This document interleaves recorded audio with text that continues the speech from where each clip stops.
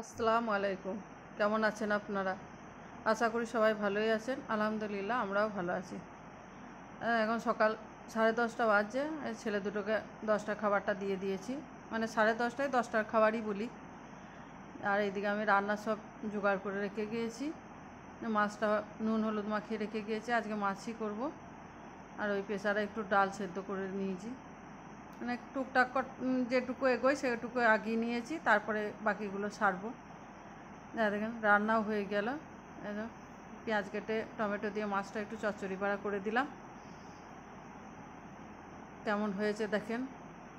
মানে আমার দুটো ছেলে এই রান্নাটা খুব পছন্দ করে। আর এই যে আলু ভাতে, আজকে আর কোনো আলুর তরকারি করি নাই।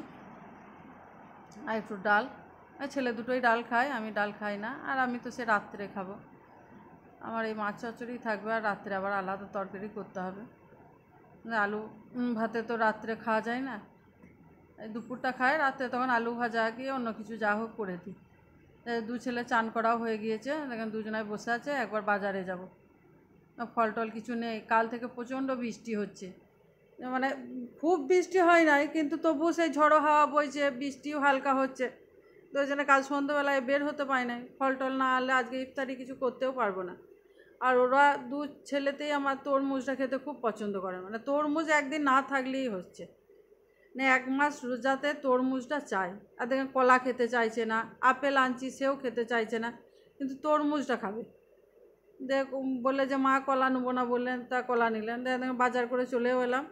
আজকে সফেদা পেয়েছি নতুন, সফেদাও নিলাম। আর যা জিনিসের মানে দাম ফলের, বিশেষ করে রোজার মাস বলে সফেদা কোথায় কত দাম কম ছিল, এখন 200 টাকা কেজি সফেদা।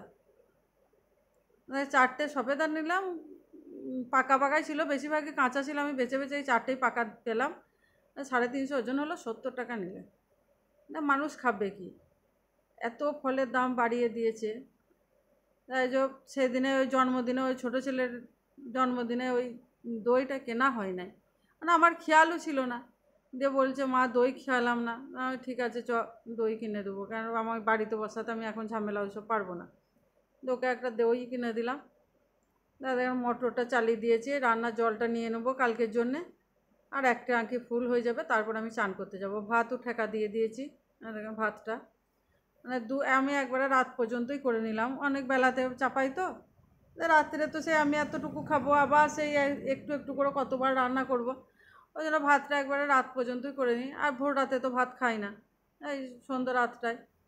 আর দু ছেলে কতটুকু খাবে, যে ওদের আবার একবার দুপুরের আলাদা রান্না করব, আবার রাত্রে আলাদা রান্না করব, ও পারি না। ওই জন্যে একবারে ভাতটা ঠেকা দিয়েই আমি চান করতে যাই। আবার কোনো দিন চান করে এসে ভাত ঠেকা দিই, দিয়ে তুলেই ভাত দিয়ে দিই বাচ্চাদেরকে। যাদের চান করা হয়ে গেল, কাপড় চোপড় সব কেচে মেলে দিয়েছি। এখন তো বৃষ্টি হচ্ছে, ছাদে যাওয়ার তো কোনো কথাই নেই। আমি তো আর এই গ্রীষ্মকালে ছাদে উঠেই না। ফ্যান চললে আর আমি ছাদে গিয়ে কাপড় মেলি না, ফ্যানের হাওয়াতেই আমার কাপড় শুকায়। দুজনাই অপেক্ষা করছে দুপুরে ভাতের জন্যে, ওদের ভাতটা দিয়ে দিই। ছোটোটা ভাতটা একটু বেড়ে রেখে গেলাম, যে তারপর আমি ওই ঘরকে গেলাম মোবাইলটা নিয়ে আসতে। ওদের ভাতটা দু ভাইকে দিয়ে দিই, ওরা খেয়ে নিক, তারপরে একটু শুবো। ওরা খাবে আর আমি নামাজটা পড়ে নেবো। আর এখানে ইফতারির টাইম, সব করেও নিয়েছি। আজকে আর শরবত টরবত কিছু করলাম না, একবারে সব ফল টল কাটা শরবত সব হয়ে গিয়েছে। এবার ইফতারিটা করে নেবো, মানে উজু করে আসি, এসে তারপরে ইফতারিতে বসবো 3 মা বেটাতে। ছেলে দুটো রোজার সময় এইটা খুব ভালো আর কি, যে মা ইফতারি করতে বসবে, মায়ের সঙ্গে বসবো, এটা খুব পছন্দ করে। মানে মিথ্যা করে আমি যদি বলি যে এবারে কষ্ট হচ্ছে, রোজা রাখতে পারবো না, বলবে না মা রোজা রাখতে হবে, ফলটা ইফতারি খেতে হবে না। আর ছোটোতে আমরাও ছিলাম, সত্যি কথা, মারা রোজা রাখতো, আমরাও খুব খুশি হতাম। তখনকার দিনে তো, এখন তো আজান শুনতে পাওয়া যেত। আমরা যখন এদের মতো ছোটো ছিলাম, তখন তো মাইক টাইক মসজিদে ছিল না, ওই ঘন্টা বাজাতো। তা ওই ঠিক মসজিদের কাছে যেয়ে, মানে আমার বাপের বাড়ির ওই মসজিদের কাছাকাছি বাড়ি, তা ওই মসজিদের কাছে যেয়ে দাঁড়িয়ে থাকতাম, ঘন্টাটা কখন বাজাবে, যেয়ে মাকে বলবো। ছুটতে এসে জানে পড়ানে ছুটতাম, যখন ঘন্টাটা বাজাতো, সে পড়ি কি মরি, মাকে যে বলতে হবে মা ঘন্টা বাজিয়ে দিয়ে যে ইফতারি করেন। তা মা কি খাবে, মায়ের আগে আমরা খেতে বসে যেতাম। আমি আর ভাই ছোট ছিলাম, আমরাই বেশি বদমাশি করতাম।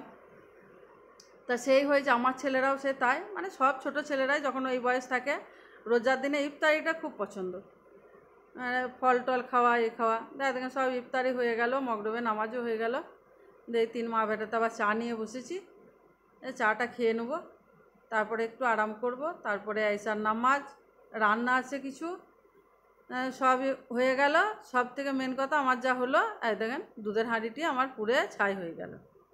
দুধ পুড়লো তাতে আমার আফসোস নেই, আমি হাঁড়িটা কী করে পরিষ্কার করব সেই চিন্তায় আমার মাথা খারাপ হয়ে যাচ্ছে। ওর পাপাকেও ফোনে বলছি যে দুধ গেল আমার টেনশন নাই, দুধ বেশি ছিল না, 2 ছেলেকে দুধ দেওয়ার পর যেটুকু দুধ থাকে সেইটাই আমি ভাবলাম যে ফ্রিজে ভরবো না, ভরে খাবো। ওটা ফুটাতে দিয়ে গেলাম, না বিছানা ঝাড়তে গেলাম আর দুধ এইদিকে হাঁড়িতে পুড়ে লেগে গেল। তো ছেলে দুটো বাইরে টিভি দেখছে, গিয়ে বল যে মা দুধটা গন্ধ উঠছে, পুড়ে যাচ্ছে। বলছে কত হাঁকছি তুমি শুনতেই পাচ্ছ না? আলে হ্যাঁ রে, ফ্যান চলছে শুনতে পাবো, যেয়ে বল যে মা দুধটা পুড়ে যাচ্ছে। আমার দুধ বলে খেয়ালই নেই। যা হলো দুধটা যা 1 কাপের মতো ছিল পুড়লো, কিন্তু আমার হাঁড়িটা কী করে পরিষ্কার করব সেই আমার টেনশন লেগে গেল। এখন সারা রাত ভিজানো থাক, দেখি সকালবেলা কী করে পারা যায়। কেন আমি হাঁড়ি পাতিলা খুবই পরিষ্কার রাখি, আবার দুধের হাঁড়িতে কালো লেগে থাকলে সে আবার দুধ আরও পুড়ে যাবে, অন্য দিনের দুধ। দেখেন রাত হয়ে গেল, এবার শোয়ার সব ব্যবস্থা। বড় ছেলে উঠে পড়লো, ছোট ছেলে এখন ল্যাপটপের সামনে বসেছে, কি খুটুর খুটুর করছে। বলছি যে শুয়ে পড়, রাত হচ্ছে এবার। যাক, এখানে ব্লগটা শেষ করছি। সবাই ভালো থাকবেন, সুস্থ থাকবেন, গুড বাই।